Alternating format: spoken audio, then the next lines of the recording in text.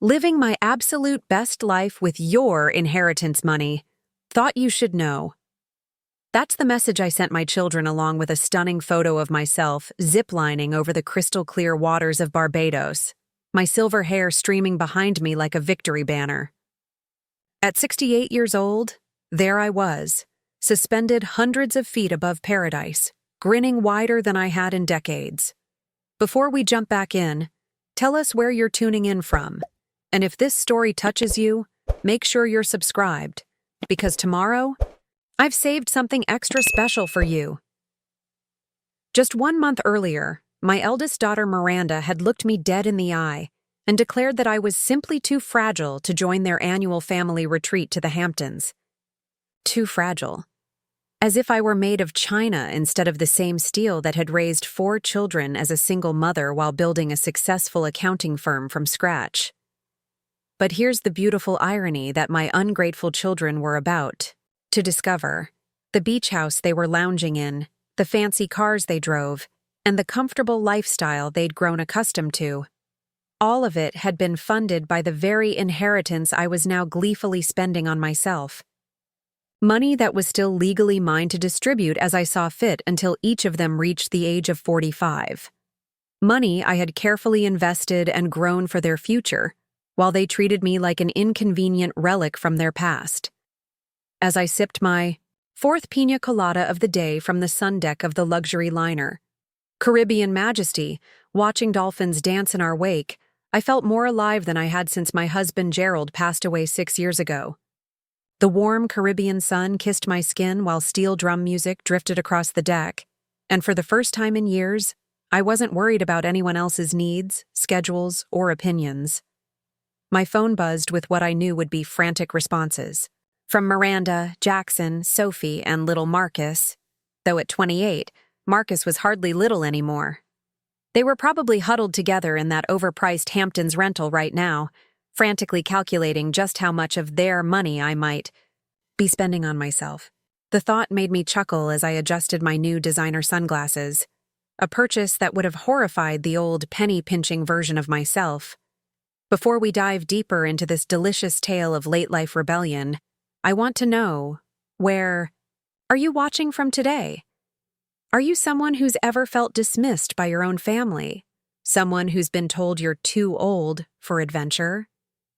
Drop a comment below, because this story is for everyone who's ever been underestimated. And if you're enjoying this journey of revenge and self-discovery, make sure you hit that subscribe button and ring the notification bell. Trust me, you won't want to miss what happens next in this wild ride. You see, the woman who sent that defiant message wasn't the same person who had meekly accepted being excluded from family gatherings for the past 2 years. That woman, the one who used to babysit grandchildren at a moment's notice, who never said no to last-minute financial requests, who made herself invisible so others could shine. She was gone. In her place stood Beatrice Thornfield, 68 years young, embarking on the adventure of several lifetimes aboard a ship that cost more per night than most people's monthly rent. The transformation hadn't happened overnight. It had been building like pressure in a kettle, through years of being treated like a convenient checkbook rather than the family matriarch. Through countless moments of watching my children take and take and take, while giving nothing back except obligatory holiday visits and requests for money. Through the slow, painful realization that somewhere along the way, I had become invisible in my own family. But that old Beatrice was sipping her last pina colada in the Caribbean sun, because the new Beatrice had plans. Big, expensive, gloriously selfish plans that would teach my children exactly what happens when you mistake kindness for weakness, generosity for obligation, and age for obsolescence. The ship's captain had just announced our next destination, a private island resort where I'd booked the presidential suite for 3 nights, the same amount my children had budgeted for their entire week in the Hamptons. The irony was absolutely delicious. My cabin steward, a charming young man named Carlos, appeared with a fresh drink and a warm smile. "Mrs. Thornfield," he said with his melodic accent, "the massage therapist is ready for your appointment, and the helicopter tour of the reef is confirmed for tomorrow morning. Will there be anything else? Actually, yes, I said, pulling out my phone. Could you help me take a video? I want to send another message to my family. As Carlos positioned the camera to capture the endless ocean behind me, I thought about the conversation that had started it all. Miranda's patronizing voice, echoing in my mind. Mother, we just think it would be better if you stayed home this year. The beach house has those steep stairs to the water, and we'll be doing a lot of activities that might be challenging for someone your age. Someone my age. As if being 68 meant I should be content to sit in my garden, waiting for visits that came less and less frequently, subsisting on memories while my children lived their best lives on money I had worked 50 years to accumulate. Well, they were about to learn that this someone my age still had plenty of surprises left, starting with the fact that their inheritance wasn't as guaranteed as they'd assumed, and continuing with a Caribbean adventure that would make their boring Hamptons retreat look like a trip to the local grocery store. Ready when you are, Mrs. Thornfield, Carlos said, phone positioned perfectly. I raised my fresh drink to the camera, the ocean breeze catching my silver hair as I smiled with the satisfaction of a woman who had finally put herself first. Recording, Carlos announced, and with that, the real story began. Preparing and narrating this story took us a lot of time, so if you are enjoying it, subscribe to our channel.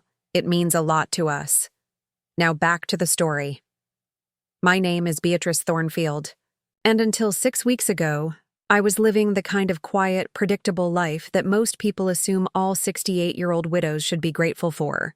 My days revolved around a carefully structured routine that had become as comfortable and confining as a well-worn cage. Every morning at 6 a.m., I'd wake up in the same king-sized bed I'd shared with Gerald for 38 years in our sprawling colonial home in Westfield, Connecticut. The house felt enormous now, 5 bedrooms, 4 bathrooms, and enough space for the large family gatherings that rarely happened anymore. The silence that greeted me each morning was so complete, it felt like a living thing, pressing against my ears and reminding me of everything I'd lost. I'd spent 42 years building Thornfield & Associates, one of the most respected accounting firms in Fairfield County. Started from nothing but determination and a $500 loan from my mother, I'd grown it into a $1 million business with 18 employees and clients ranging from local small businesses to Fortune 500 companies. When Gerald's heart attack forced him into early retirement, I became the sole breadwinner, working 60-hour weeks while somehow managing to attend every school play, soccer game, and parent-teacher conference for our 4 children. But that was the old Beatrice, the woman who could juggle client meetings and bedtime stories, who could balance complex financial portfolios while remembering which child had a peanut allergy and which one was afraid of the dark. The woman who sold her life's work 3 years ago and handed the reins to her former business partner, believing she was entering a peaceful retirement phase surrounded by loving family. How naive I'd been. My current daily routine was a pale shadow of my former dynamo life. After my solitary breakfast, steel-cut oats with berries that Gerald used to say looked like tiny rubies, I'd spend an hour tending to my garden. The roses were spectacular, I'll give myself that. 47. Different varieties that I'd cultivated with the same precision I'd once applied to quarterly tax reports. Neighbors often stopped to compliment my blooms, and I'd smile and chat politely while thinking how strange it was that my life had been reduced to horticultural small talk. Tuesdays meant grocery shopping at the same supermarket I'd patronized for 20 years, where the cashiers knew my name and my preferences. Wednesdays were for my book club at the community center, where 8 other women my age discussed novels we'd chosen primarily because they were available in large print. Thursdays brought my weekly lunch with my neighbor Dorothy, whose conversation rarely strayed beyond her grandchildren's achievements and her latest medical appointments. The weekends were the hardest. Those endless stretches of time that used to be filled with family chaos, children's sports tournaments, birthday parties, holiday preparations. Now they yawned before me like empty caverns. I'd taken to reorganizing closets just to feel productive, alphabetizing spice racks that were already perfectly organized, and watching cooking shows for recipes I'd never make for just myself. My relationship with my 4 children had evolved into something that felt more like a business arrangement than family bonds. Miranda, my eldest at 35, was a high-powered attorney in Manhattan who called every Sunday at exactly 3 p.m. for our scheduled 20-minute check-in. These conversations followed the same script. Her rapid-fire updates about work stress, her husband Trevor's latest promotion, and 8-year-old Emma's accelerated academic program. If I tried to share anything about my own life, she'd make polite but distracted sounds that made it clear she was multitasking. Jackson, 33, was a real estate developer who had inherited his father's charm, but none of his emotional intelligence. He'd swing by the house every few weeks, usually when he needed me to watch his twin boys, Dylan and Connor, age 6. These visits felt transactional. He'd breeze in with his million-dollar smile, accept whatever help or money I offered, and disappear again into his busy life of property deals and golf tournaments. Sophie, 30, was the artist of the family, though her definition of art seemed to involve creating overpriced jewelry that she sold at weekend craft fairs. She was the most likely to actually sit and talk with me, but even our conversations felt surface level, focused on her latest creative project, or her on-again, off-again relationship with a musician named Jade, who seemed to have no visible means of support. And then there was Marcus, my baby at 28, who was still finding himself in California. He'd graduated from Stanford with a computer science degree 5 years ago, but had since bounced between startups, art collectives, and what he called consciousness-expanding experiences that seemed to require frequent financial assistance from the Bank of Mom. The inheritance Gerald had left was substantial, nearly $3.2 million that I was managing through carefully structured trusts for each child. Gerald had been smart about it, knowing our children's spending habits all too. Well, the money was locked up until each of them turned 45, with me serving as trustee and having full discretion over early distributions for emergencies or significant life events. Over the past 6 years, I'd approved countless early distributions.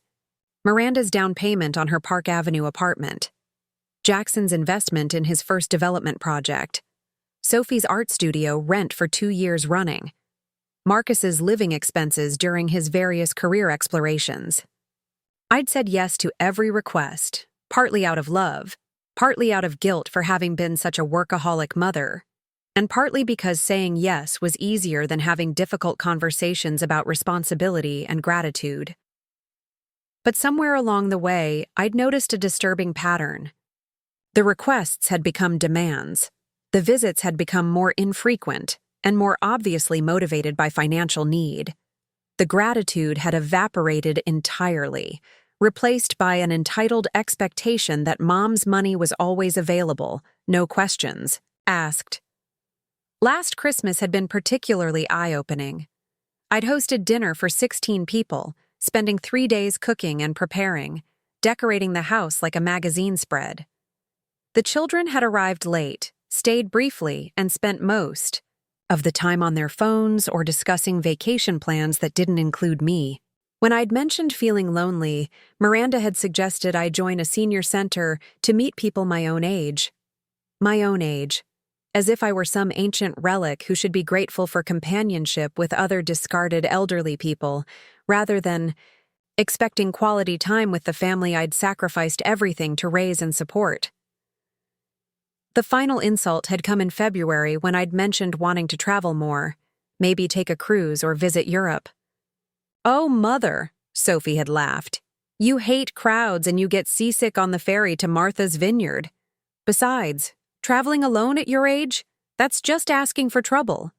Traveling alone at my age. The phrase had echoed in my mind for weeks. When had I become my age instead of just Beatrice? When had my children started seeing me as a liability instead of a person with dreams and desires? I'd started paying closer attention after that, noticing how quickly conversations shifted, away from my interests, how my opinions were dismissed with patronizing smiles, how I'd somehow become the family ATM, always dispensing cash, but never consulted about anything important. The morning that changed everything started like any other. I was deadheading roses in my garden when my phone rang. Miranda's name on.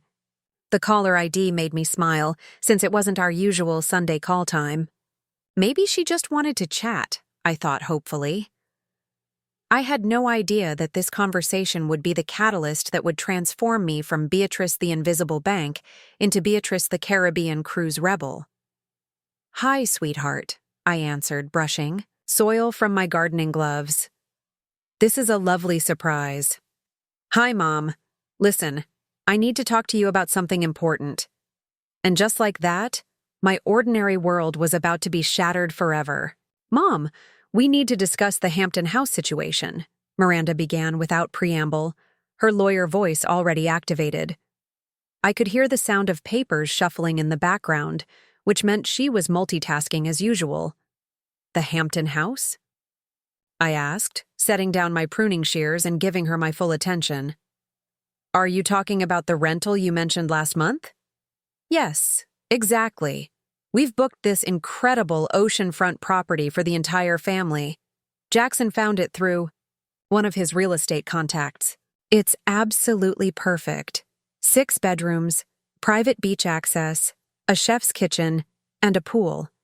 We're planning 2 full weeks there in July." My heart lifted slightly. A family vacation sounded wonderful. Gerald and I used to rent a cottage on Cape Cod every summer when the children were young, and some of my happiest memories were from those chaotic, joy-filled weeks of sand castles and seafood dinners. "That sounds lovely, sweetheart. What dates? I'll need to cancel my book club and—" "Well, that's actually what I need to talk to you about," Miranda interrupted, her tone shifting to something I recognized from her courtroom career. Careful, measured, designed to manage the opposing party. "The thing is, Mom, this isn't really going to be the right kind of vacation for you." I felt a small knot form in my stomach. "What do you mean?" "Look, we've thought about this carefully. Trevor and I will be there with Emma. Jackson's bringing Sandra and the twins. Sophie's bringing Jade, obviously.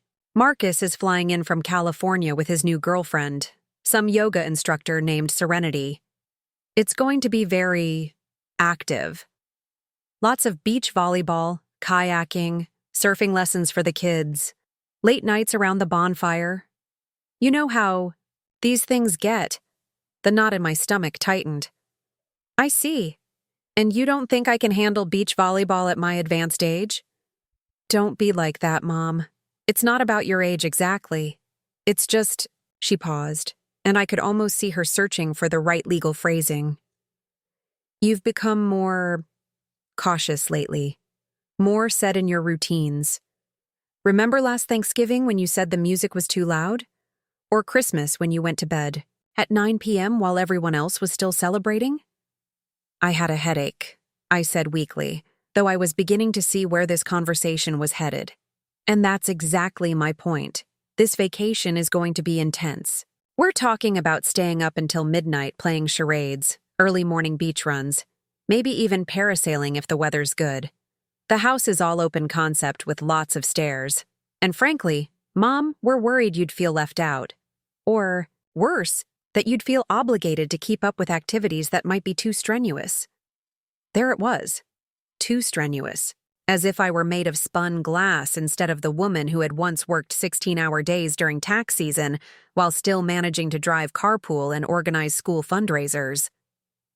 "Miranda," I said carefully, "I appreciate your concern, but I think you're underestimating me. I do yoga 3 times a week. I maintain a 2-acre garden. Just last month I helped Dorothy move furniture when her son couldn't make it." I know. But this is different. We're going to be drinking cocktails by the pool, staying up late talking and laughing.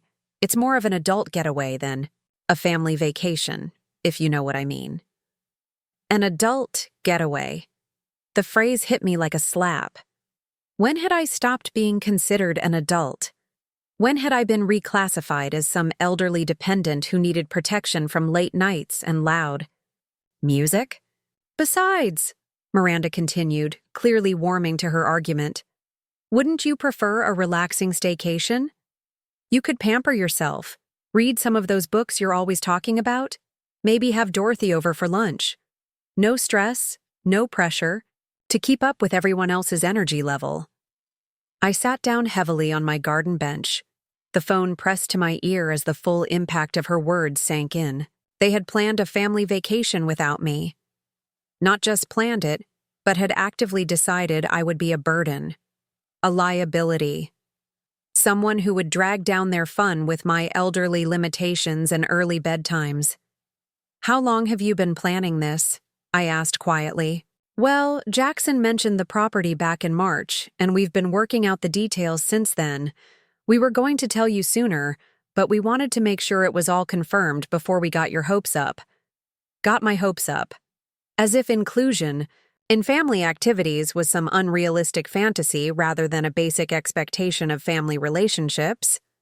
I see. And everyone else knows about this? Sophie and Marcus? Of course, we're all really excited. Sophie's planning to bring her jewelry-making supplies so she can work on some pieces inspired by the ocean. Marcus wants to try surfing for the first time. The twins are thrilled about the private beach. It's going to be amazing. Amazing for everyone except the woman who had funded their educations, their career starts, their down payments, and their emergency expenses for the past 6 years. Mom, are you still there? Yes, I'm here. My voice sounded strange to my own ears, very calm and distant. I understand perfectly. Oh, good. I was worried you might be upset, but honestly, you'll probably have more fun staying home. No sandy sheets, no screaming kids, no pressure to participate in activities you're not really interested in anymore. Not interested in anymore. When had that become their assessment of me? When had they decided that I'd outgrown family fun, that I preferred isolation to inclusion? Actually, Miranda, there is one small issue we need to discuss. Oh? What's that? I took a deep breath, looking out at my perfect garden, my beautiful, empty house, my carefully organized, desperately lonely life. The rental. How are you planning to pay for it? There was a pause. Well, we're splitting it between the families, but it's pretty expensive. $12,000 for the 2 weeks. Jackson and I can handle the bulk of it, but Sophie and Marcus, she trailed off meaningfully. Need financial assistance. Just temporarily. You know how tight things are for Sophie right now, and Marcus is between opportunities. We were hoping you could cover their portions. Maybe $6,000 total? It would mean so much to have the whole family together. The whole family, except me. So let me understand this correctly, I said, my voice still unnaturally calm. You want me to pay for Sophie and Marcus to attend a family vacation that I'm not invited to because I'm too old and fragile to enjoy myself?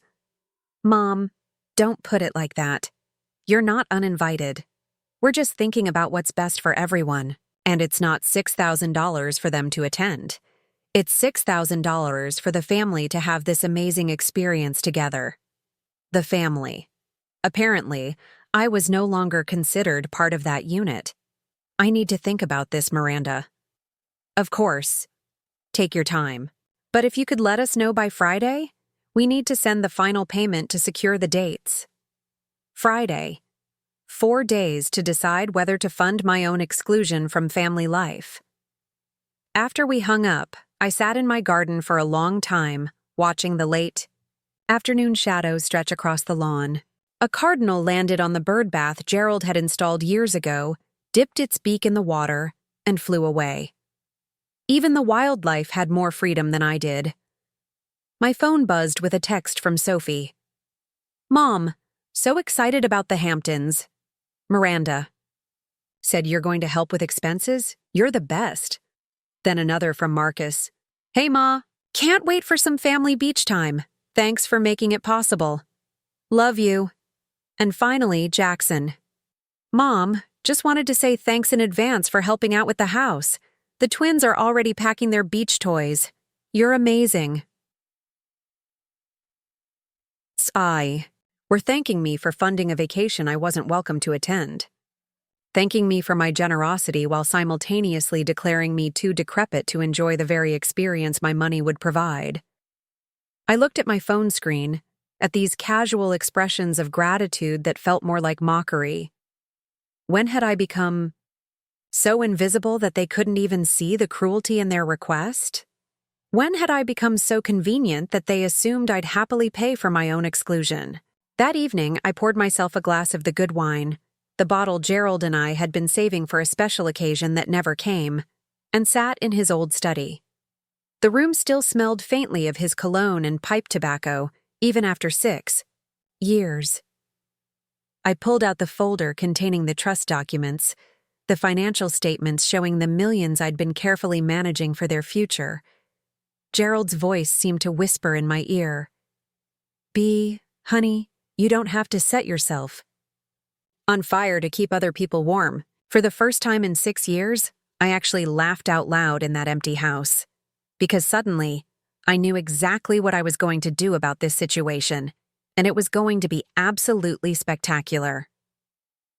That night, I barely slept. I kept replaying Miranda's conversation in my head, hearing the casual dismissal in her voice, the assumption that I would quietly accept my demotion from family member to family financier. Every time I closed my eyes, I saw myself writing that check for $6,000, enabling my own exclusion while they laughed and played on a beach I was deemed too fragile to enjoy. At 4 a.m., I gave up on sleep and made my way to Gerald's study. The moonlight, streaming through the windows, cast everything in silver, making the room feel otherworldly. I sat in his leather chair, the one I'd barely touched since his death, and opened the trust documents again. $3.2 million. That's what we'd accumulated through decades of careful saving, smart investments, and sacrificing immediate pleasures for long-term security. Gerald had structured the trusts brilliantly, giving me complete discretion as trustee until each child reached 45. They need to learn responsibility first, he'd said. Money without wisdom is dangerous. How prophetic those words seemed now. I pulled out my laptop and began scrolling through my children's financial histories. 6 years of distributions that told a story I'd been too generous to see clearly before. Miranda's $180,000 for her apartment down payment, followed by another $45,000 for unexpected closing costs. Jackson's $200,000 for his first development project, then $75,000 more when it went over budget. Sophie's art studio rent, totaling $36,000 over 2 years, plus $15,000 for a jewelry-making course in Italy. Marcus's various investments in his future, $60,000 for coding boot camps he never completed, $25,000 for a photography business that lasted 6 months, $40,000 in living expenses during his spiritual journey phase, over $500,000 in early distributions. And what did I have to show for it? Children who couldn't be bothered to include me in family vacations, but assumed I'd fund them without question. I leaned back in Gerald's chair and stared at the ceiling. "What would you do, honey?" I whispered to the darkness. The answer came not in words, but in a memory. Gerald and I, newlyweds in our tiny apartment, planning our dream trip to the Caribbean. We'd spread travel brochures across our kitchen table, pointing at pictures of white sand beaches and crystal clear water, promising ourselves that someday we'd dance under the stars on a cruise ship deck. Someday, we'd said, when the business is established, when the kids are older, when we have more time. Someday had never come. Gerald's heart attack had stolen our Caribbean dreams, along with our future together. I opened a new browser tab and typed, "Luxury Caribbean Cruises." The screen filled with images that made my breath catch, massive ships gleaming white against turquoise seas, elegant dining rooms, spa treatments, tropical excursions. One cruise line's website showed a couple about my age laughing together on a deck, champagne glasses in hand, looking absolutely radiant with joy. "Live your best life at every age," the tagline read. "Adventure awaits." I clicked through to their premium packages. The Caribbean Splendor Collection, 14 days visiting Barbados, St. Lucia, Martinique, Aruba, and Curaçao. Helicopter tours, private beach excursions, world-class dining, spa treatments, and cultural experiences. The penthouse suite cost $18,000 for a single occupancy, 3 times what my children wanted for their Hampton rental. My finger hovered over the Book Now button. $18,000. That was more than I'd spent on myself in the past 3 years combined. The old Beatrice would have closed the laptop, made herself a cup of tea, and gone back to bed. The old Beatrice would have called Miranda in the morning and agreed to fund the vacation that excluded her. But the old Beatrice had died somewhere between Miranda's patronizing tone and the realization that her own children saw her as nothing more than a convenient ATM. I clicked Book Now. The booking process was surprisingly simple. Gerald had always handled our travel arrangements, so I'd never realized how easy it could be. Penthouse suite with private balcony and butler service? Yes. All-inclusive dining and beverages? Absolutely. Unlimited spa treatments? Why not? Shore excursions at every port. Sign me up for all of them. As I entered my credit card information, I felt a strange mixture of terror and exhilaration.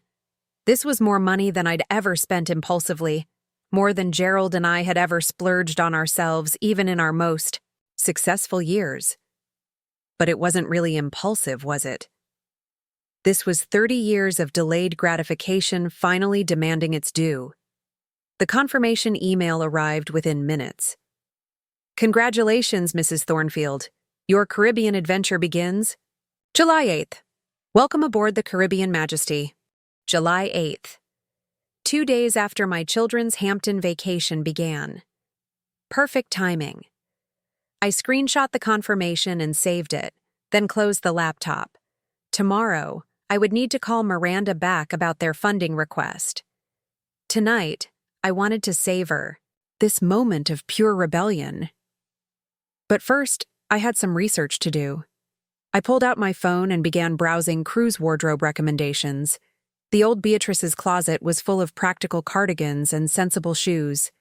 The new Beatrice was going to need sundresses, swimwear, and evening gowns suitable for a woman who was about to reclaim her joy. At 6 a.m., I called Saks Fifth Avenue and made an appointment with a personal shopper for that afternoon. "I need a complete vacation wardrobe," I told the woman on the phone. "I'm going on a Caribbean cruise, and I want to look fabulous." "Certainly, Mrs. Thornfield. What's your budget?" The old Beatrice would have hemmed and hawed about spending too much. "No budget," I heard myself say. "I want to look like a woman who's living her best life." After breakfast, I called my financial advisor, Robert Chen, who had been managing our investments since Gerald's death. "Beatrice, how lovely to hear from you. What can I do for you today?" "Robert, I need to make a substantial withdrawal from my personal account, and I want to discuss some changes to the children's trust distributions." "Of course. What did you have in mind?" "Well, I've decided to take a vacation, a rather expensive one, and I'm realizing that I've been perhaps too generous with early distributions. I think it's time to implement some boundaries." Robert was quiet for a moment. "You know, Beatrice, Gerald once told me that he worried you'd give away your own security to make the children comfortable. He said you had the biggest heart and the smallest sense of self-preservation he'd ever seen." "He said that?" "He did. He also said that if anything ever happened to him, I should remind you that the money was meant to ensure your happiness too, not just theirs." I felt tears prick my eyes. Even from beyond the grave, Gerald was giving me permission to put myself first. "Thank you for telling me that, Robert. It helps more than you know." We spent an hour reviewing my finances. Even after The cruise expenditure, I would still have plenty for my own security. And the trust funds would continue to grow. The children just wouldn't have quite such easy access to early distributions anymore. One more thing, Robert. I want to set up automatic transfers. Starting next month, I want $5,000 moved into a separate account every month. Label it the Adventure Fund. Adventure Fund. I like that. Planning more trips? Oh, Robert, I said, looking out at my garden where everything was blooming in magnificent abundance. I'm planning to live. That afternoon at Saks, my personal shopper, a stylish woman named Isabella, listened to my story with growing enthusiasm. So you're staging a rebellion via luxury cruise? She said, her eyes sparkling. I love it. Let's make sure you look absolutely stunning while you do it. For the next 3 hours, Isabella transformed my wardrobe. Flowing maxi dresses in jewel tones that made my eyes pop. A red bikini that I would never have considered 6 months ago. Evening gowns that made me feel like Grace Kelly. Comfortable, but elegant shoes for dancing. A wide-brimmed hat that screamed, sophisticated traveler. You have a wonderful figure, Isabella said, as I tried on a particularly flattering sundress. Have you been hiding it under those cardigans? For about 6 years, I admitted. Well, no more hiding. You look radiant. Standing in front of the three-way mirror, wearing a flowing turquoise dress that brought out the blue in my eyes, I barely recognized myself. The woman looking back at me stood taller, smiled brighter, and radiated a confidence I hadn't seen in years. I'll take everything, I said. That evening, I sat on my back porch with a glass of wine, watching the sunset paint the sky in shades of coral and gold. My phone had been buzzing all day with texts from the children, checking on my decision about the Hampton house funding. I'd ignored them all. Finally, Miranda called. Mom, I've been trying to reach you all day.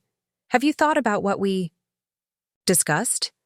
I have indeed, I said, taking a sip of wine.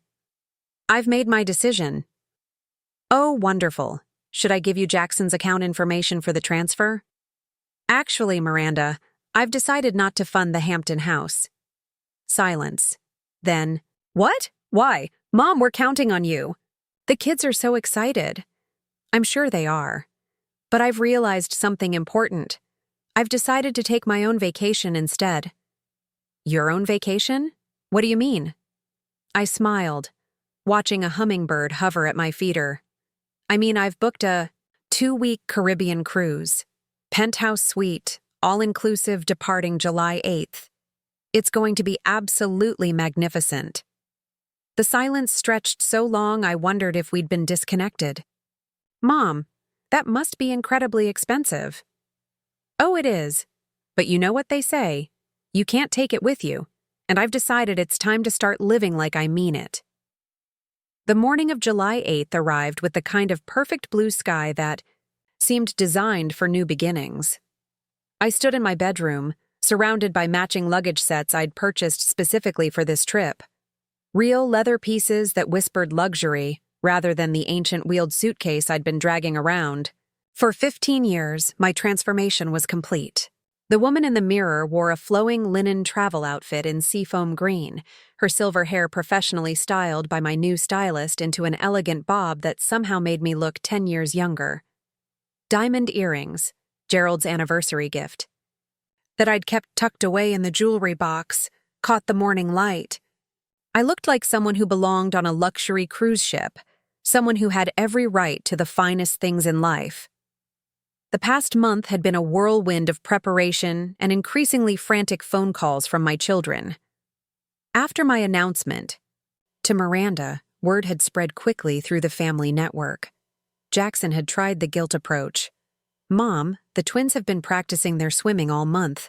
They're going to be crushed if we can't go. Sophie had attempted emotional manipulation. I've already told Jade's parents about our family vacation. This is so embarrassing. Marcus had flown in from California for an intervention that had backfired spectacularly when he'd accused me of having a senior moment and suggested I see a neurologist. That particular conversation had ended with me showing him the cruise itinerary and asking if he thought the concierge services I'd booked indicated cognitive decline. The helicopter tour of Barbados's coral reefs, the private cooking class with a renowned chef in St. Lucia, the exclusive wine tasting in Martinique, did these sound like the choices of someone who wasn't thinking clearly? "Mom," he'd said clearly, uncomfortable. "It's just, this isn't like you. You don't do things like this." "Exactly," I'd replied. And that's precisely the problem. The most difficult conversation had been with Emma, Miranda's 8-year-old daughter and my only grandchild who still looked at me with uncomplicated love. She'd called last week, her voice small and confused. "Grandma B, why aren't you helping? With our vacation?" "Mommy says you're going on your own trip instead." My heart had nearly broken. "Sweetheart, sometimes adults make decisions that other adults don't like. But I want you to know that I love you very much, and I'll bring you something special from my trip." "Will you take pictures of everything? I want to see where you go." "Every single day," I'd promised. "And when I get back, I'll tell you all about the adventures Grandma had in the Caribbean." Miranda had clearly been listening in the background. After Emma hung up, she'd called back immediately. "Mom, you're breaking that child's heart. She doesn't understand why you're being so selfish." Selfish, the word that every woman fears, especially mothers and grandmothers. The accusation designed to make us fold, to put everyone else's comfort before our own well-being. 6 months ago, it would have worked. I would have caved, transferred the money, and quietly retreated to my garden and my loneliness. "Miranda," I'd said calmly, "Emma will survive the disappointment of not getting everything she wants exactly when she wants it. It's actually quite good for children to learn that lesson. Perhaps you should have learned it earlier yourself." Now, as my taxi arrived to take me to the airport, I felt a mixture of excitement and terror that reminded me of my wedding day 44 years ago. I was stepping into unknown territory, leaving behind everything familiar and safe for something that could either be magnificent or disastrous. Dorothy appeared at her front window as I wheeled my luggage down the walkway, waving enthusiastically.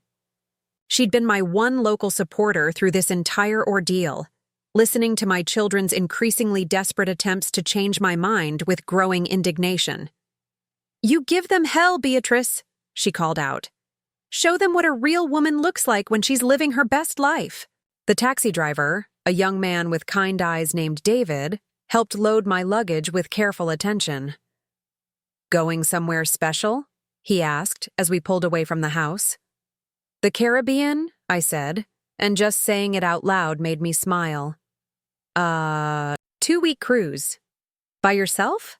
That's awesome.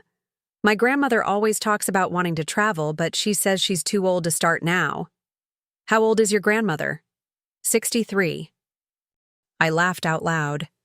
"Tell your grandmother that a 68-year-old woman says she's just hitting her prime. Age is just a number if you don't let other people turn it into a prison sentence." The flight to Miami was my first time flying alone since Gerald's death. I'd upgraded to first class, another unprecedented luxury, and found myself chatting with a fascinating woman named Patricia, who was heading to a conference in São Paulo. She was a retired chemistry professor who now consulted for pharmaceutical companies, traveling the world and earning more money than she'd ever made as an academic. "The secret," she told me over complimentary champagne, "is realizing that retirement doesn't mean retreat. It means reinvention." At Miami International, I followed the signs to the cruise terminal, my heart racing with anticipation. The port was massive, with multiple ships docked like floating cities, but nothing had prepared me for my first glimpse of the Caribbean majesty. The ship rose 17 decks above the water, its white hull gleaming in the Florida sunshine. Passengers were streaming up the gangways, couples and families laden with vacation excitement. For a moment, watching all those people boarding with companions, I felt a flicker of doubt. Was I making a mistake, traveling alone? Would I spend 2 weeks feeling conspicuous and lonely among couples and families? Then I remembered Miranda's voice. You'd feel left out. The assumption that I couldn't handle excitement, adventure, or social situations. The conviction that I was better off isolated than included. I straightened my shoulders and walked toward the ship with renewed determination. Check-in was smooth and efficient. The young woman processing my documents looked at my booking and her eyebrows rose slightly. Mrs. Thornfield, you're in the Platinum Penthouse Suite. That's one of our finest accommodations. Are you celebrating something special? Yes, I said without hesitation. I'm celebrating my independence. She smiled as if she understood exactly what I meant. Well, you're going to have an absolutely wonderful time. Marcus will escort you to your suite. Marcus, a different Marcus than my son, was the impeccably dressed crew member who looked like he belonged in a luxury hotel rather than on a ship. As we rode the elevator to Deck 16, he explained the ship's amenities with genuine enthusiasm, the spa, the fitness center, multiple restaurants, theaters, pools, and of course your suite comes with 24-hour butler service. James will be taking care of you personally, and he's been with the cruise line for 12 years. You'll be in excellent hands. My suite was beyond anything I'd imagined. Floor-to-ceiling windows offered a panoramic view of the port and ocean beyond. The living area was larger than some apartments, decorated in elegant blues and whites that echoed the sea. The bedroom featured a king-sized bed with luxury linens, and the bathroom was a spa-like retreat with a soaking tub and separate glass shower. But it was the private balcony that took my breath away. Furnished with comfortable seating and a dining table, it was my own personal observation deck for the journey ahead. James will be up shortly to introduce himself and review your preferences, Marcus explained. Your first dinner seating is at 7:30 in the Coral Dining Room, though with your package you have access to all specialty restaurants without additional charge. After he left, I stood on the balcony and pulled out my phone. I had 17 missed messages from my children, ranging from pleading to angry to worried. I ignored them all and instead took a selfie with the ship's magnificent interior visible behind me. I posted it to the family group chat with a simple message: boarding complete, suite is spectacular, adventure begins now. The responses came immediately. Miranda: Mom, this is insane. Do you have any idea how much money you're spending? Jackson: Seriously, you could buy a car with what that suite probably costs. Sophie: Mom, please be reasonable. Come home and we'll figure this out. Marcus: This is actually pretty cool, Ma. Send more pics. I smiled at Marcus's response. My youngest had always been the most open to new experiences, even if his own adventures were usually funded by my bank account.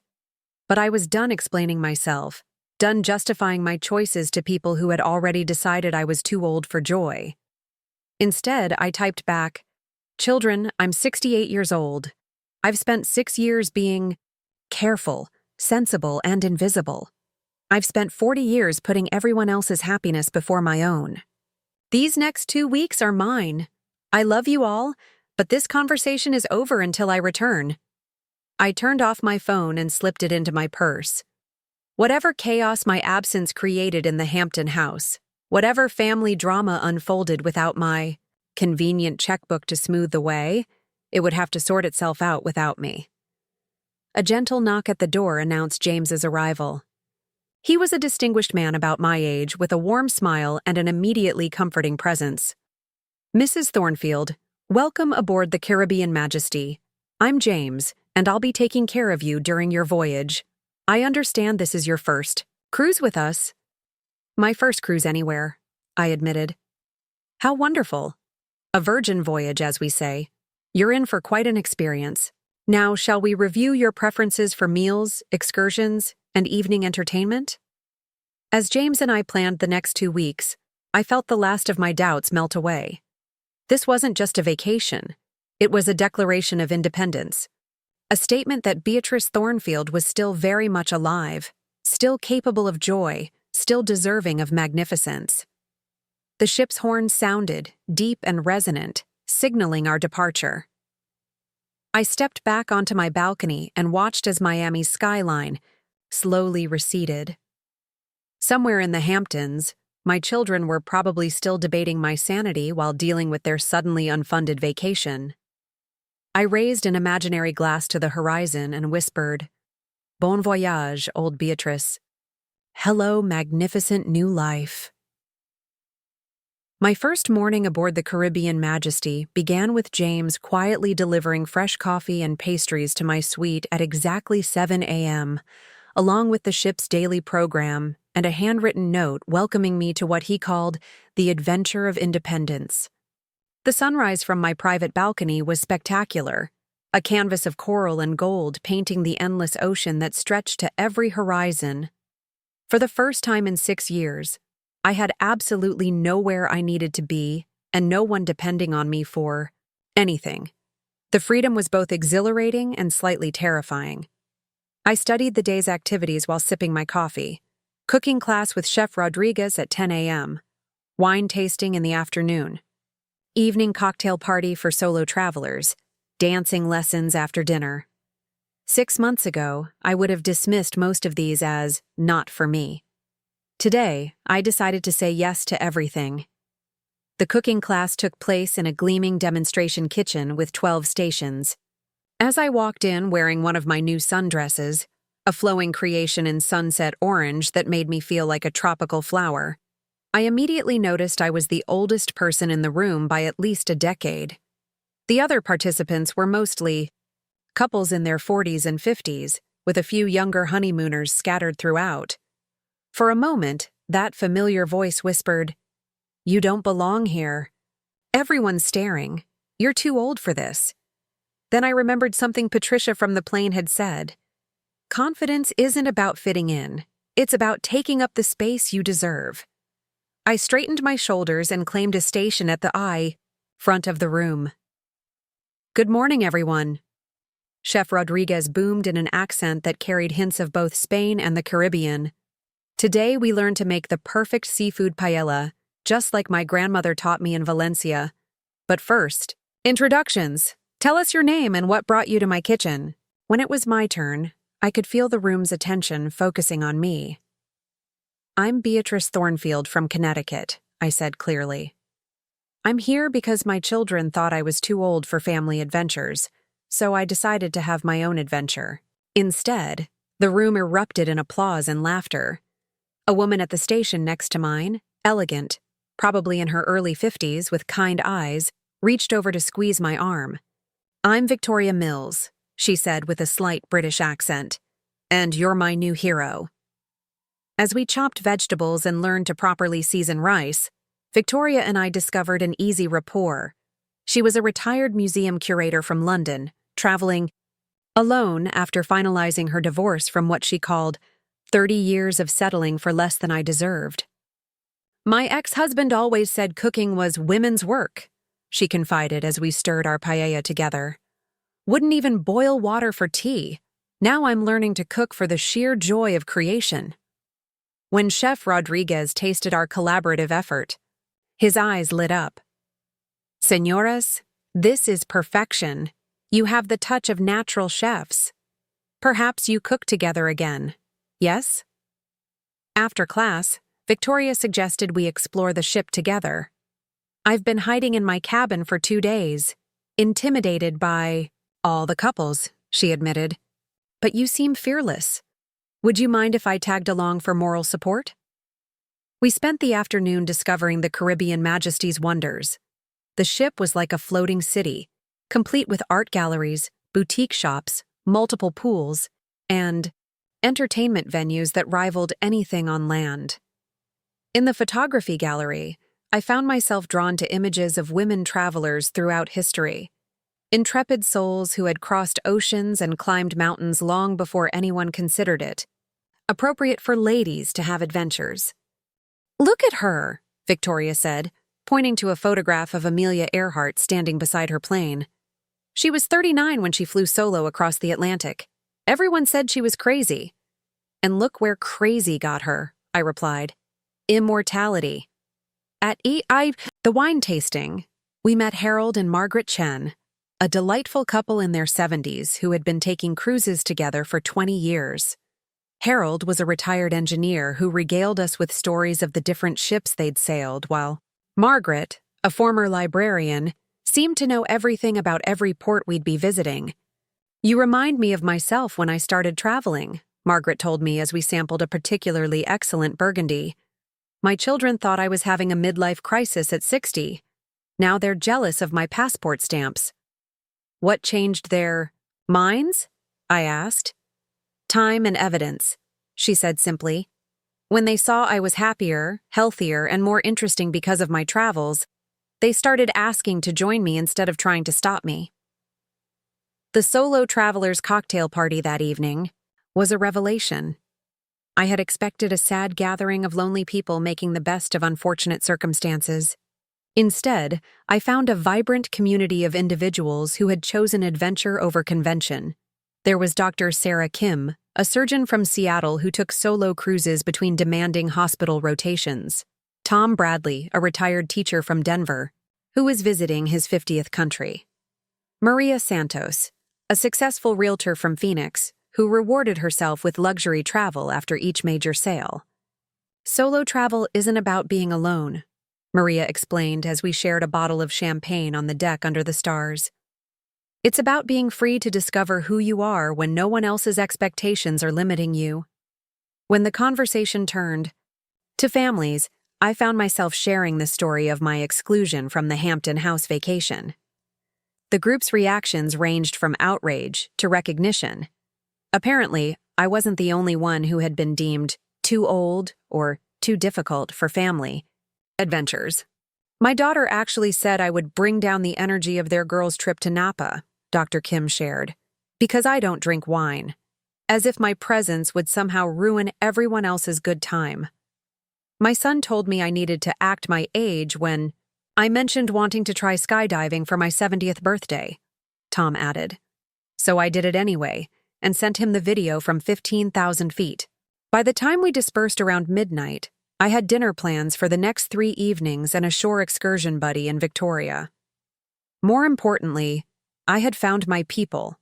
Not people who tolerated my age, but people who celebrated the wisdom and freedom that came with it. Back in my suite, I found a tray of late-night delicacies waiting, courtesy of James's impeccable service. As I prepared for bed, I checked my phone for the first time since boarding.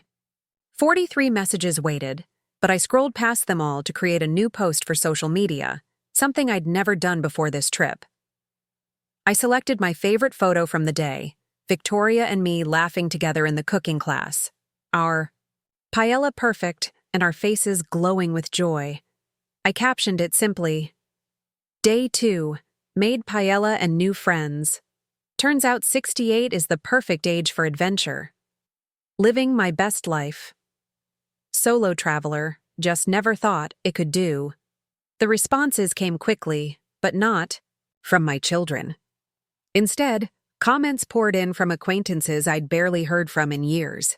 Dorothy from next door had somehow found my post and shared it with the caption, "This is what courage looks like." Women from my old book club were asking for cruise recommendations. Even some of my former employees from the accounting firm were cheering me on. But it was a comment from someone unexpected that made me smile widest. "Go, Grandma B. You look so happy. Can't wait to hear about everything when you get back. Love, Emma." Sweet Emma had found my post somehow and was supporting her grandmother's rebellion. At 8 years old, she understood what her parents couldn't. That joy has no expiration date. The next morning brought our first port, Barbados. Victoria and I had booked the helicopter reef tour together, along with Harold and Margaret Chen. As our helicopter lifted off the crystal-clear waters, giving us a bird's-eye view of coral formations that looked like underwater gardens, I felt a profound sense of gratitude. Gratitude for the courage to book this trip. Gratitude for the financial independence that made it possible. Gratitude for the new friendships that were forming. But most of all, gratitude for the realization that I didn't need my children's permission to live boldly. Look at that, Victoria shouted over the helicopter noise, pointing to a sea turtle swimming gracefully through the coral below. She's probably older than both of us, and she's still exploring new territory every day. As we circled back toward the ship, I pulled out my phone and took a video of the endless blue ocean stretching toward the horizon. This one was going straight to the family group chat with a message they couldn't ignore. Day 3 update. Helicopter tour over Barbados Reef complete. Dinner tonight with my new friends Harold and Margaret, who've been adventuring together for 20 years. Tomorrow, private beach cabana in St. Lucia. Still waiting for someone to explain exactly what I'm too old to enjoy. Let them figure out how to respond to that. The confrontation I'd been dreading finally came on day 6 of my cruise, just as Victoria and I were preparing to disembark in Martinique for our wine country excursion. I was in my suite, applying sunscreen and adjusting my new wide-brimmed hat, when my phone rang with Miranda's ringtone. The aggressive buzzing I'd programmed years ago when she was going through her teenage rebellion phase, and I needed to know it was her calling. I almost let it go to voicemail, but something about the persistence of the ring made me answer. "Beatrice Thornfield speaking," I said, deliberately using my full name instead of the maternal "Hi, honey" that had been my automatic response for 35 years. "Mother." Miranda's voice was ice cold, carrying the prosecutorial tone she used in depositions. "We need to talk, now." "Actually, darling, I'm about to explore a French vineyard in Martinique with my friend Victoria. Perhaps we could schedule this conversation for—" "No?" The word cracked like a whip. "I'm done with this ridiculous charade. I've been in touch with Robert Chen about your recent financial decisions, and frankly, I'm concerned about your mental state." The accusation hit like a slap. After 6 days of feeling vibrant, capable, and more alive than I had in years, Miranda was suggesting I was mentally incompetent because I'd chosen to spend my own money on my own happiness. My mental state? I kept my voice level, but I could feel my newfound confidence wavering. "And what exactly concerns you about it?" "You've spent over $30,000 in the past month, Mother. On what? Clothes, spa treatments, and this ridiculous cruise that costs more than most people's annual salary. This isn't the responsible, sensible woman who raised us." "You're absolutely right," I said, moving to my balcony where the sight of turquoise waters and tropical islands could remind me of how far I'd come. "She isn't." That woman was slowly disappearing into her loneliness while her children took her for granted. "This woman is much more interesting." "Don't be glib with me. Jackson told me about the helicopter tour. Sophie saw your social media posts. When did you even get on social media? You're acting like some teenager having a breakdown instead of a 68-year-old widow who should know better. Should know better. The phrase that had governed my entire adult life, keeping me small, safe, and invisible. "Miranda, what exactly should I know better than to do? Enjoy fine dining, make new friends, see beautiful places, experience joy? Please, enlighten me about which of these activities is inappropriate for someone my age." "You know what I mean. This whole thing started because you were upset about the Hampton house, and now you're spending our inheritance to prove some petty point." Our inheritance. There it was, the heart of the matter. Not concern for my well-being, but panic about their future financial security. "Your inheritance," I repeated slowly. Interesting choice of words. "You know what I meant." "No, Miranda, I know exactly what you meant. You've all started thinking of that money as yours already, haven't you? Despite the fact that the trusts don't vest until you're 45. Despite the fact that I'm very much alive and legally entitled to spend my own money however I choose." There was a pause. Then Miranda's voice came back harder, more desperate. "Mom, we're worried about you. Marcus flew back from California because we think you might be having some kind of breakdown. People your age can develop decision-making issues. Stop." The word came out sharper than I'd intended. Just stop right there. I'm not having a breakdown, Miranda. I'm having a breakthrough. There's a significant difference. A breakthrough? She laughed, but there was no humor in it. You call spending money like a drunken sailor and gallivanting around the Caribbean a breakthrough? You call abandoning your family responsibilities. What family responsibilities? I interrupted. Funding vacations I'm not invited to? Babysitting grandchildren whose parents can't be bothered to visit unless they need money? Being available? As a convenient checkbook whenever one of you has an unexpected expense. That's not fair, isn't it?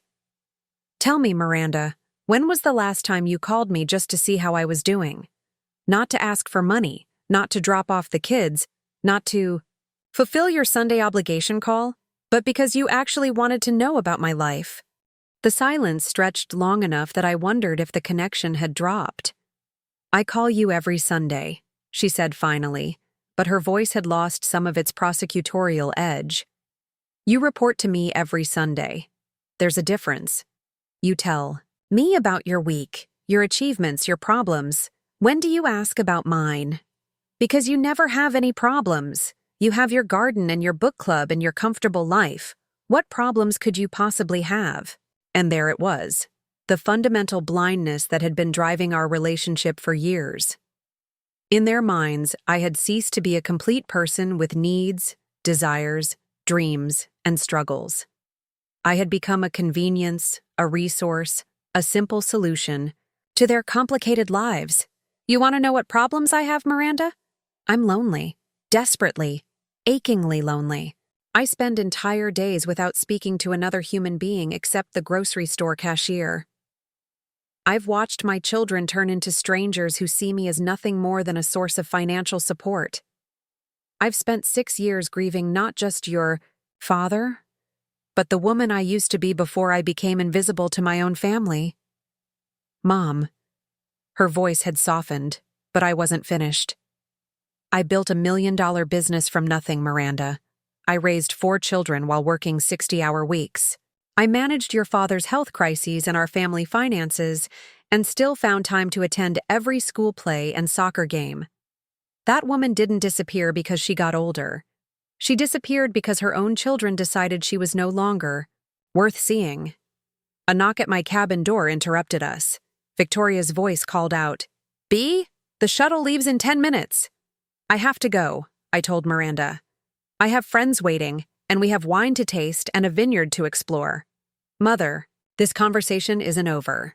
We're coming to get you. The threat hung in the air like storm clouds. What did you say? Jackson's already looked into flights to Martinique. We're going to bring you home before you do any more damage to yourself or your reputation. I felt something cold and steely settle in my chest, the same feeling I'd had when facing down hostile auditors or negotiating with difficult clients. The Beatrice who had built a business from scratch was surfacing, and she didn't take threats kindly. Miranda, listen to me very carefully. I am a competent adult of sound mind, traveling on my own money in perfect health and excellent company.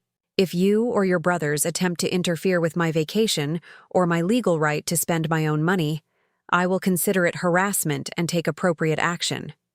Appropriate action? What's that supposed to mean? It means I'll have Robert Chen restructure the trusts to ensure earlier distributions become much more difficult to obtain. It means I'll establish clearer boundaries about what constitutes actual emergencies versus convenient requests. And it means I'll spend whatever portion of my money brings me joy, regardless of how much that leaves for your inheritance. Another long pause. When Miranda spoke again, her voice was shaky. You wouldn't do that. You love us. I do love you. All of you. But love doesn't mean allowing myself to be taken for granted, dismissed, or controlled. I've spent 6 years being the convenient mother who never says no. That woman is officially retired. Victoria's voice came again, more urgent this time. Bea, 2 minutes. I really do have to go now. Give my love to Emma and tell her I'll have wonderful stories when I get back. But Miranda? If any of you show up to rescue me from the happiness I've found, you'll discover that your mother still has quite a bit of fight left in her." I hung up before she could respond and stood there for a moment, shaking slightly from the adrenaline of confrontation. Through my balcony doors, I could see Victoria waiting by the elevator, resplendent in a flowing dress and practical sandals, her face bright with anticipation for our day's adventure. The choice was stark and simple. I could stay in my cabin, call Miranda back, apologize for my harsh words, and retreat into the small, safe life they expected of me. Or I could straighten my hat, grab my purse, and go taste wine with a woman who understood that reinvention was not only possible but necessary. I checked my reflection in the mirror one last time. The woman looking back at me was tan, confident, and absolutely radiant with the joy of self-discovery. Her silver hair was perfectly styled, her new sundress flattered her figure, and her eyes sparkled with an energy that had been missing for years. "Come on, beautiful," I said to my reflection. "You have a vineyard to explore and a life to live." I grabbed my purse and headed for the door, leaving my phone behind entirely. Whatever family crisis my absence was creating back home, whatever financial panic my independence had triggered, it would have to wait. Today was about Bordeaux wines and French sunshine and the revolutionary act of putting my own joy first. The old Beatrice would have spent the day worrying about her children's reaction, probably cutting the excursion short to call and make peace. The new Beatrice was going to learn about terroir and proper wine tasting technique, while her family learned a much more important lesson. Respect isn't something you can take for granted, even from your mother, especially from your mother. Thais.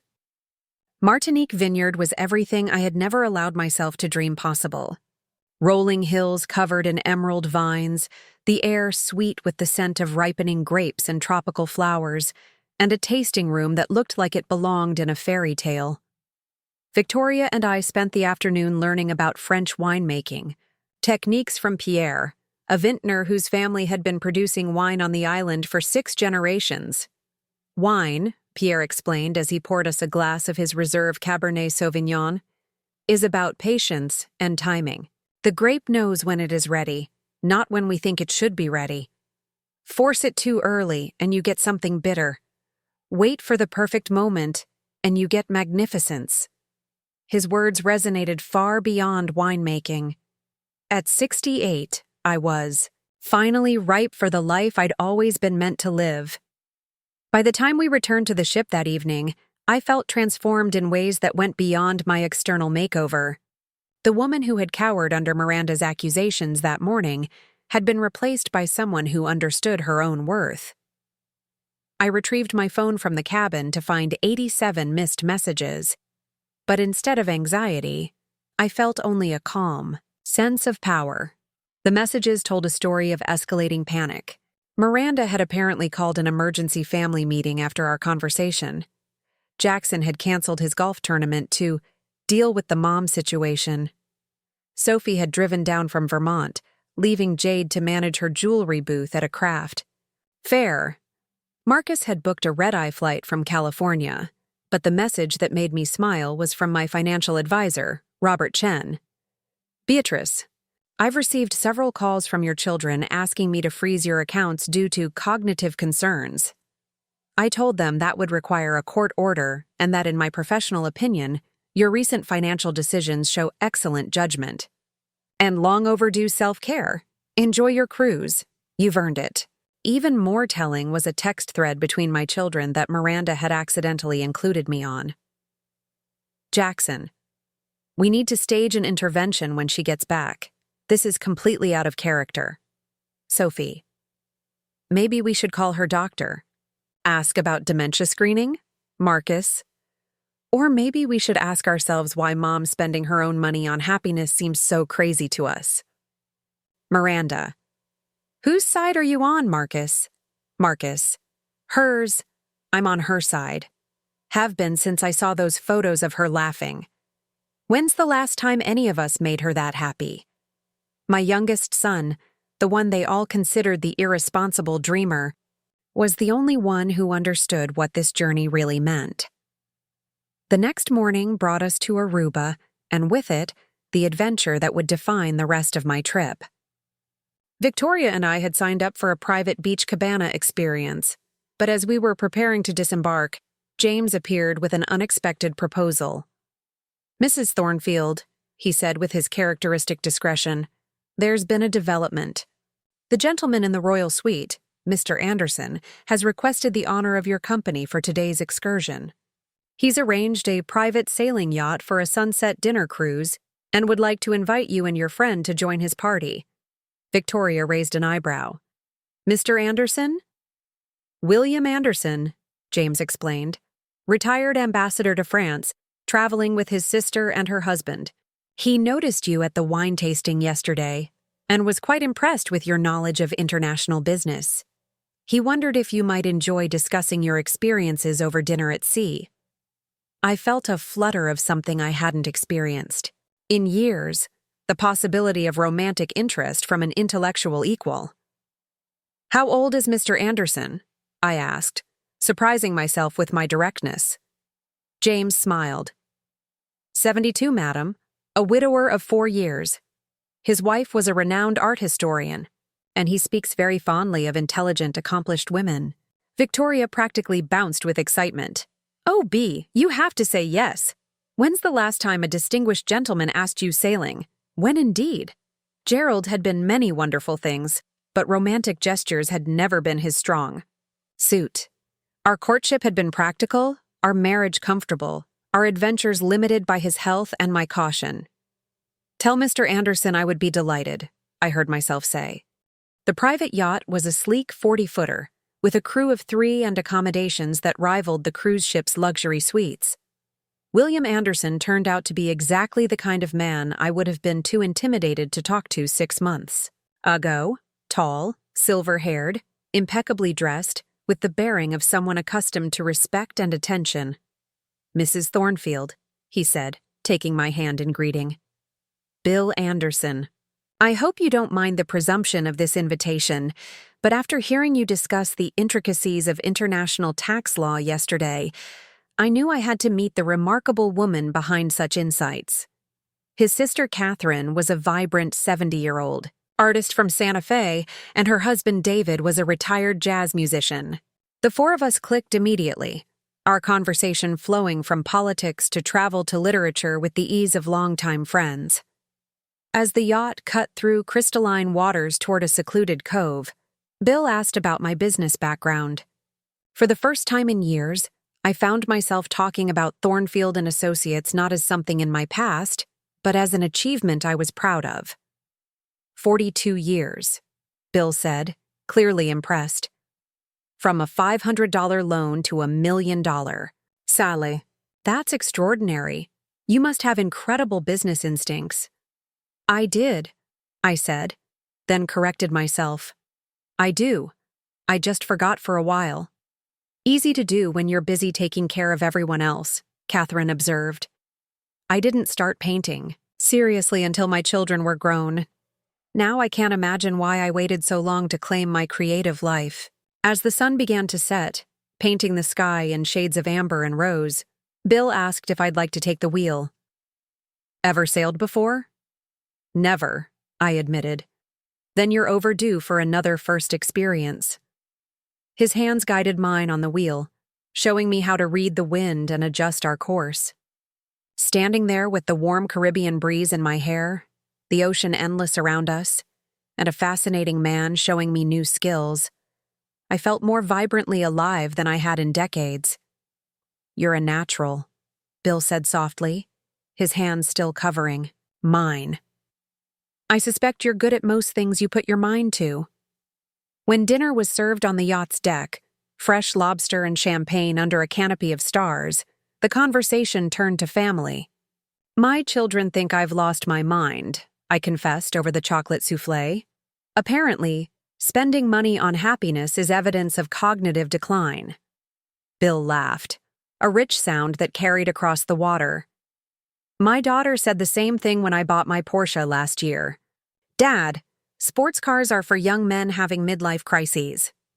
I told her that at 72, if I was having any kind of crisis, it was a life's too short crisis.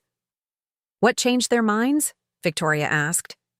Results, David answered. When they saw that Bill was happier, more engaged, more fun to be around, they started supporting his choices instead of questioning them. As the yacht carried us back toward the cruise ship under a moon so bright it turned the ocean to liquid silver, Bill asked if he could see me again tomorrow. "We're docking in Curacao," he said. "I know a wonderful little restaurant in Willemstad. Authentic. Dutch Caribbean cuisine, live music, dancing if you're inclined. Would you allow me to show you the island?" I thought about Miranda's threats, about my children's emergency meetings, about their conviction that I was too old for romance and adventure. Then I looked at this distinguished, interesting man who saw me as someone worth pursuing, someone worth impressing. "I would love that," I said. Later that night, as James helped me organize the day's souvenirs, local artwork, spices, and a bottle of Pierre's Reserve wine, I reflected on how dramatically my life had changed in just 1 week. I was making new friends, trying new experiences, and apparently attracting the romantic interest of accomplished men. More importantly, I was remembering who I was when I wasn't defined solely by my roles as mother and grandmother. My phone buzzed with another family message, but I barely glanced at it. Tomorrow would bring Curacao, another day of discovery, and dinner with a man who found me fascinating rather than burdensome. The woman who had been excluded from a family vacation because she was too old was having the romance of her lifetime. Poured myself a glass of Pierre's wine and stepped onto my balcony, raising the glass toward the star-filled sky. "To second chances," I said aloud, "and to the magnificent life that begins when you stop asking permission to live it." From somewhere in the distance came the sound of steel drums and laughter, the cruise ship's nightlife in full swing. But I was content here in my luxury suite, surrounded by the evidence of a life finally, fully lived. Tomorrow would bring new adventures, new discoveries, new reasons to celebrate the woman I was becoming. The family crisis back home could wait.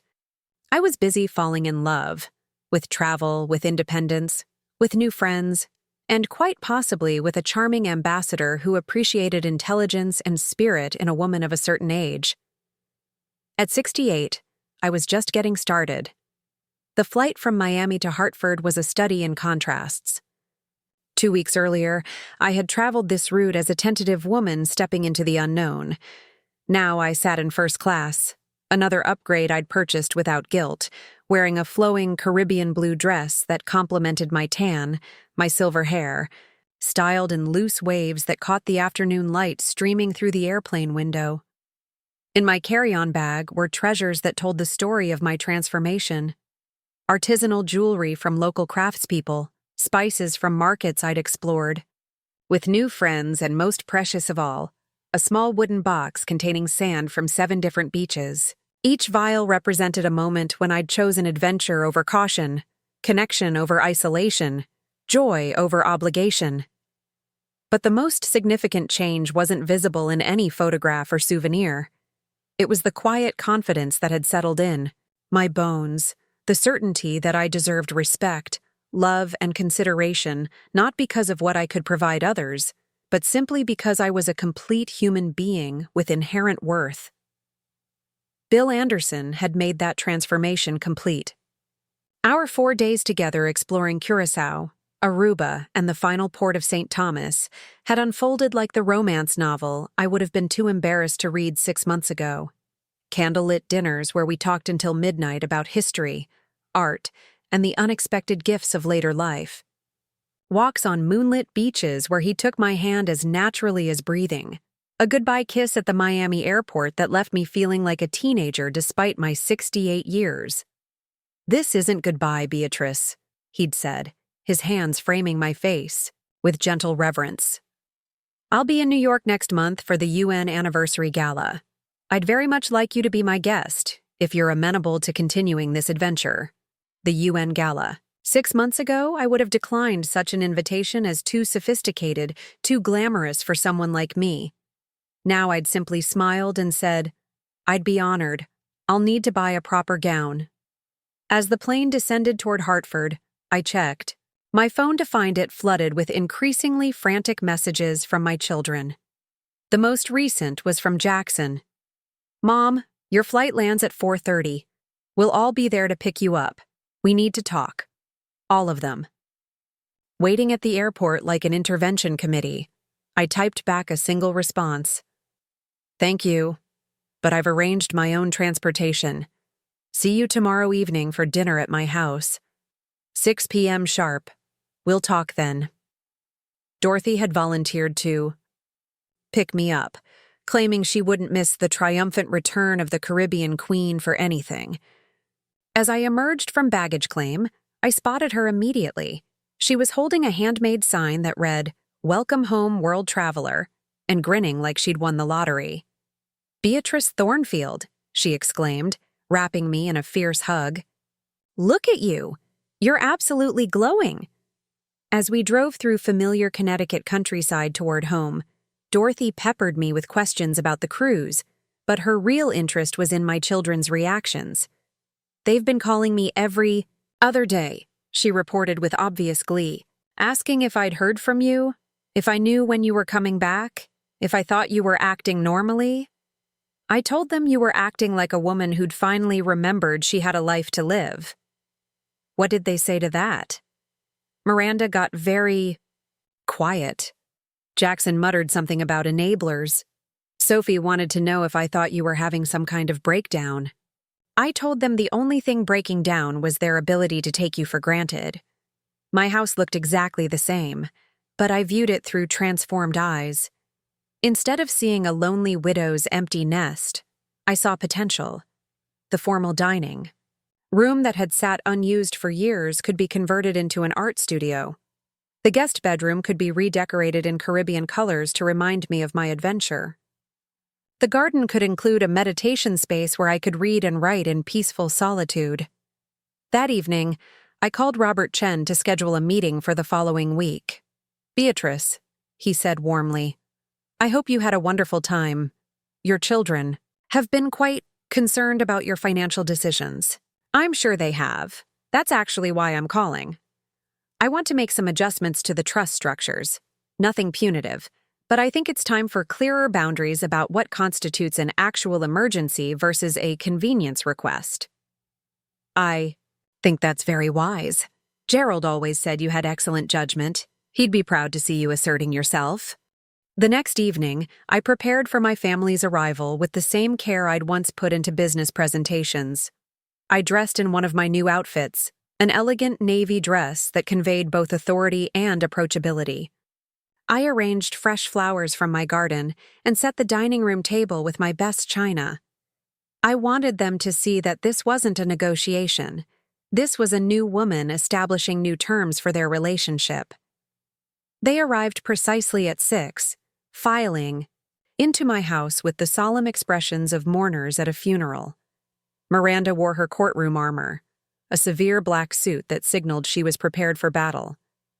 Jackson had traded his usual casual golf attire for a business suit, clearly trying to project adult authority. Sophie looked nervous, fidgeting with her jewelry. Only Marcus seemed relaxed, and he immediately enveloped me in a genuine hug. "Mom, you look amazing," he said, loud enough for his siblings to hear.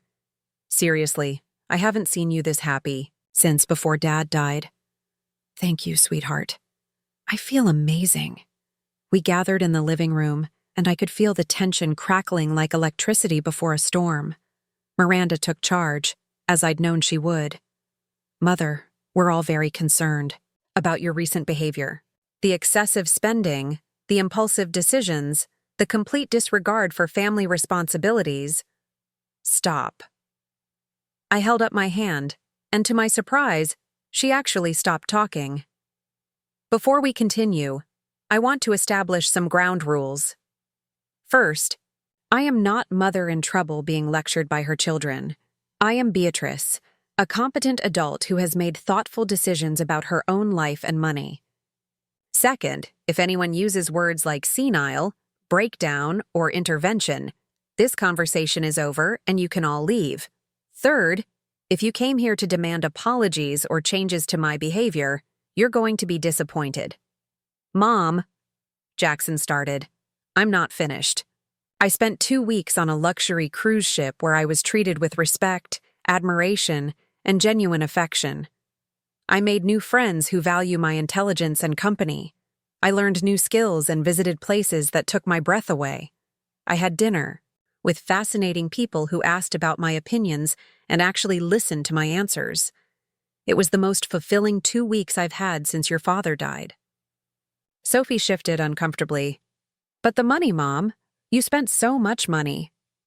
Yes, I did. I spent my money on my happiness. The same money I've been quietly giving to all of you for 6 years whenever you asked. No questions asked, no gratitude expected or received. Miranda's lawyer instincts kicked in.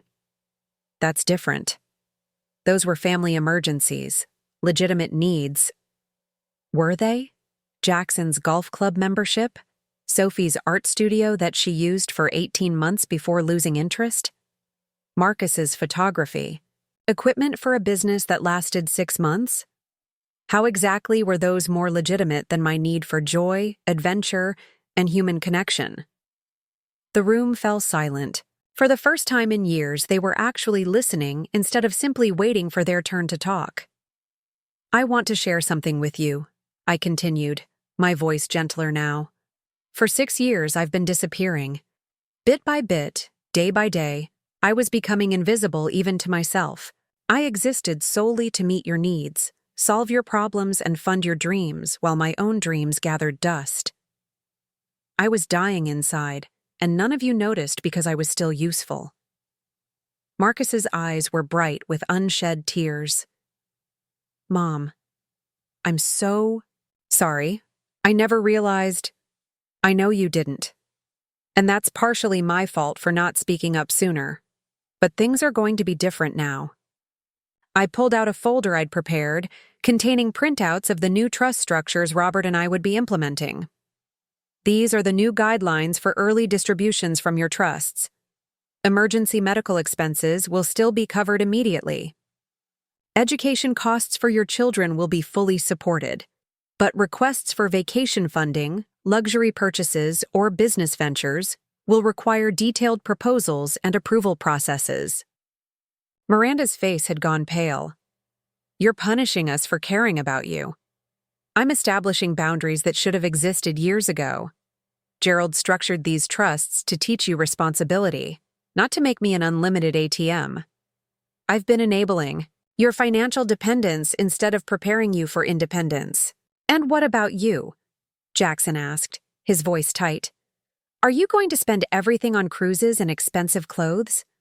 I smiled, thinking of Bill's invitation to the UN Gala, of the travel plans Victoria and I were already making for next spring, of the art studio I wanted to create in my dining room. I'm going to spend my money on whatever brings me joy and fulfillment. That might include travel, new experiences, charitable giving, or supporting causes I believe in.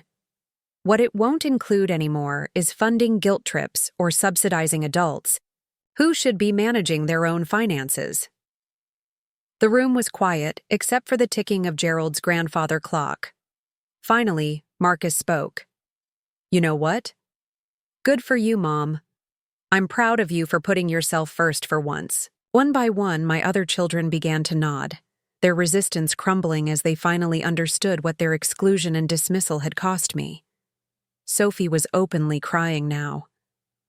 I'm sorry, Mom. I'm so sorry we made you feel invisible. That was never our intention. I know, sweetheart, but intention doesn't matter as much as impact, and the impact was that I lost myself for a while. Miranda, ever the lawyer, had one final question. So what happens now? What do you want from us? I looked around the room at these 4 adults I'd raised, loved, and supported, seeing them clearly for perhaps the first time in years.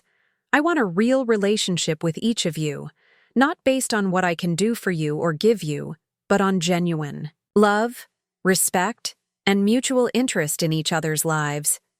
I want to be included in family activities because you value my company, not excluded because you assume I can't keep up. And I want you to understand that your mother is not just your mother. She's a woman with her own dreams, desires, and rights. The evening ended with tentative hugs and promises to do better, to see me more clearly, to include me more genuinely. It wasn't a complete transformation. Relationships that had been damaged over years wouldn't heal overnight, but it was a beginning. After they left, I poured myself a glass of wine and stepped onto my back porch, breathing in the familiar scent of my roses mixed with the lingering Caribbean spices in my hair. Tomorrow would bring new challenges, new opportunities to maintain the boundaries I'd established and continue building the life I wanted. But tonight, I was simply Beatrice Thornfield, world traveler, cruise ship adventurer, emerging artist, and woman finally, fully awake to her own possibilities. 6 months after my return from the Caribbean, I stood in my transformed dining room, now a sunlit art studio filled with canvases, easels, and the creative chaos I'd never allowed myself to embrace. Through the large windows, I could see my garden beginning its spring awakening, but my attention was focused on the canvas before me. A vibrant painting of the Barbados coastline as seen from my helicopter tour, all turquoise waters and coral reefs that seemed to glow with their own inner light. "It captures the joy perfectly," said Emma, my granddaughter, who had become my most frequent studio visitor. At 9 years old, she possessed an artistic eye that reminded me of my own suppressed creativity. "You can see how happy you were when you painted it." She was right. Every brushstroke carried the memory of that transformative day when I'd soared above the ocean, finally understanding that courage and joy were not limited by age, but only by our willingness to embrace them. My life had settled into a rhythm that would have been unimaginable a year ago. 3 mornings a week I painted in my studio, having discovered a talent that had lain dormant for decades. 2 afternoons a week I volunteered at the community center, teaching basic financial literacy to women re-entering the workforce, sharing the business skills that had once built Thornfield and Associates. Evenings were reserved for the book club I'd started with Victoria, Dorothy, and several other women who had become genuine friends rather than mere social obligations. And weekends. Weekends were for adventure. Just last month, Bill and I had returned from a breathtaking week in New Zealand, where we'd hiked through landscapes that looked like they belonged in fairy tales.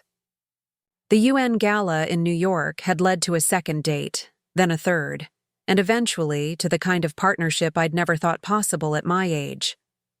Bill didn't see me as someone's convenient mother or grandmother. He saw me as Beatrice, accomplished, businesswoman, intrepid traveler, emerging artist, and fascinating companion. "We're not trying to recapture our youth," he'd said during one of our late-night conversations on his Manhattan terrace. "We're celebrating our wisdom. There's a difference."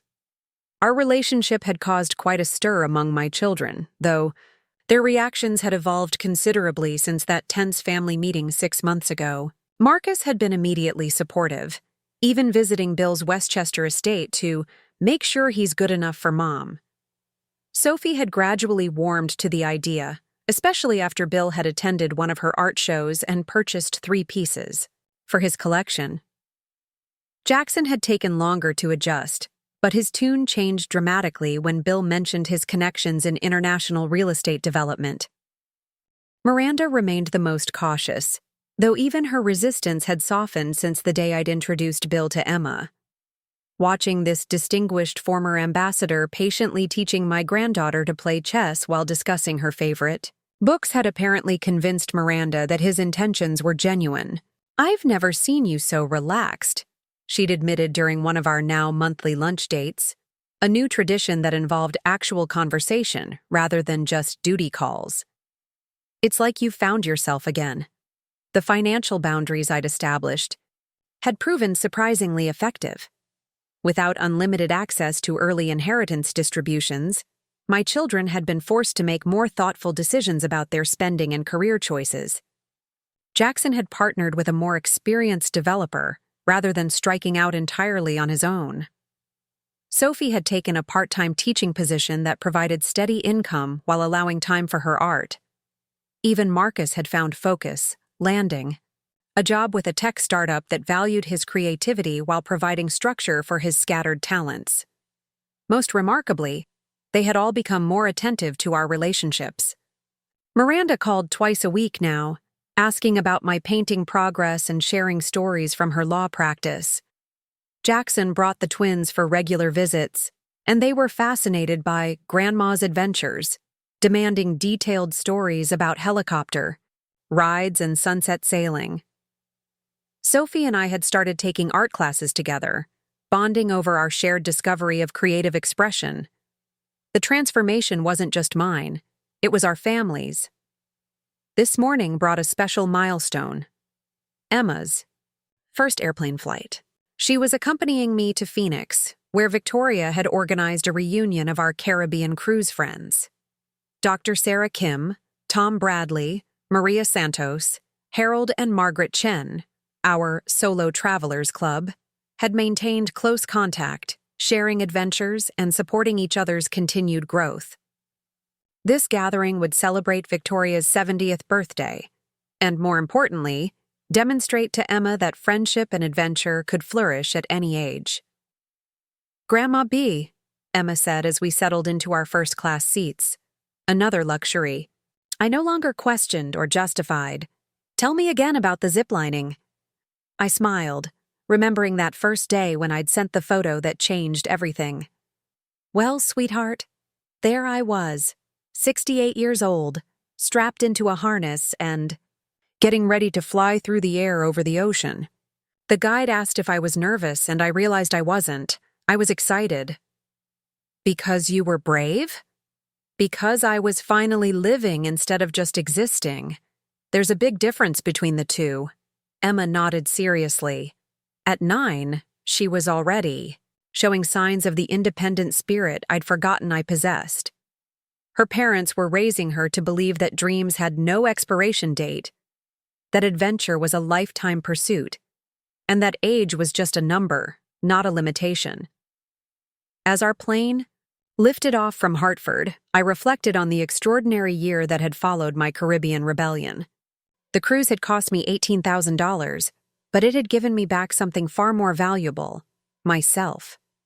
The woman who had been dismissed as too old for family adventures was now planning a river cruise through Europe with Bill, a photography safari in Kenya with Victoria, and a painting retreat in Tuscany with Sophie. My phone buzzed with a text from Miranda. "Safe travels, Mom. Emma's lucky to have such an adventurous grandmother. Can't wait to hear about Phoenix. P.S.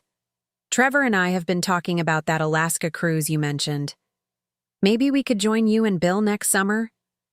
I smiled, remembering how desperately I would have welcomed such an invitation just 18 months ago. Now it was simply one of many exciting possibilities on my increasingly full social calendar. "Look, Grandma!" Emma pressed her face to the airplane window as we climbed above the clouds. "We're flying, just like you did on the zip line." "Yes, we are, sweetheart, and this is only the beginning." Below us, Connecticut grew smaller and smaller until it disappeared entirely, replaced by an endless expanse of sky and possibility.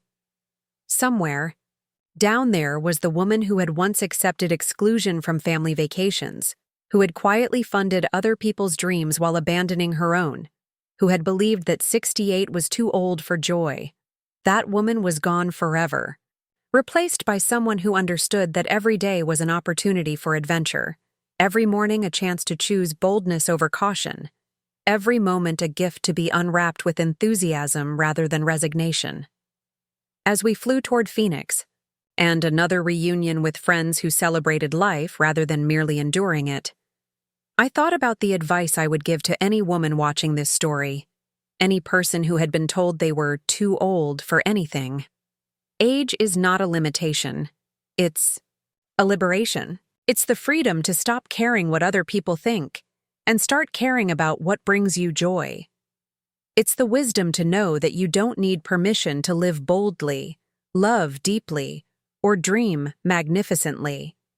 It's the understanding that the best chapters of your life might still be unwritten, waiting for you to pick up the pen and author your own adventure. I had boarded that Caribbean cruise as punishment for being excluded from my children's vacation. I had returned as the author of my own magnificent story, surrounded by people who valued my presence and supported my dreams. The inheritance money I'd spent on that cruise had purchased far more than a luxury vacation. It had bought me back, my life, my confidence, and my future. Every dollar had been worth it, not because of what I'd experienced, but because of who I'd become.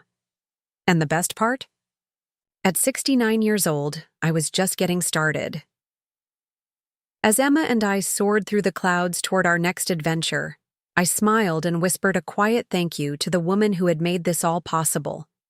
The woman who had finally said no to being taken for granted and yes to living her best life. Sometimes the most revolutionary act is simply refusing to be invisible. Sometimes the greatest adventure begins the moment you stop asking permission to exist and start demanding the respect you deserve. And sometimes, the most magnificent inheritance you can leave your family is the example of a life lived fully, fearlessly, and entirely on your own terms. The sky stretched endless before us, full of storms to weather, sunsets to witness, and horizons yet to explore. I had finally learned to fly, and I had no intention of ever landing. Up next, you've got 2 more standout stories right on your screen. If this one hit the mark, you won't want to pass these up. Just click and check them out.